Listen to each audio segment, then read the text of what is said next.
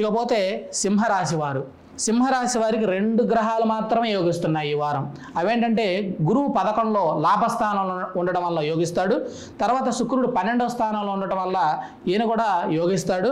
అయితే ఇప్పుడు మనం ఈ సింహరాశి వాళ్ళు మాత్రం చాలా జాగ్రత్తలు వహించాలి, ముందస్తు జాగ్రత్తలు ఉండాలి, మొండితనాన్ని వీళ్ళు విడిచిపెట్టాలి, దైవ కార్యక్రమాల్లో పాల్గొనే అవకాశం ఎక్కువగా కనపడుతుంది.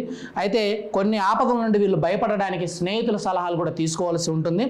అయితే వీరు సహనాన్ని కోల్పోతారు, ఒత్తిడికి లోనవుతారు, ధనం ఖర్చులు ఎక్కువగా ఉంటాయి, వృధా ఖర్చులు ఎక్కువగా ఉంటాయి, ఉద్యోగంలో కూడా అవకతవకలు ఉంటాయి, వ్యాపార విషయంలో కూడా జాగ్రత్తలు ఉంటాయి. అయితే వీళ్ళు కాలం అనేటువంటిది కలిసి వచ్చేటట్టుగా అయితే ఏం కనపడటం లేదు. అపార్థాలు, నిందలు, నీలాపనందలు ఇవన్నీ కూడా ఈ సింహరాశి వారికి ఉండేటువంటి అవకాశాలు మెండుగా కనపడుతున్నాయి. కాబట్టి వీరికి అష్టమ శని దోషం కూడా ఉంది. కాబట్టి వీరు పఠించాల్సినటువంటి స్తోత్రం ఏంటంటే శని స్తోత్రాలు, దశరథ కృత శని స్తోత్రాన్ని వీరు పఠనం చేయాలి. వీరు సందర్శించాల్సినటువంటి ఆలయం శనిదేవుని ఆలయము. వీరు దానంగా సమర్పించాల్సింది నువ్వుల నూనెను.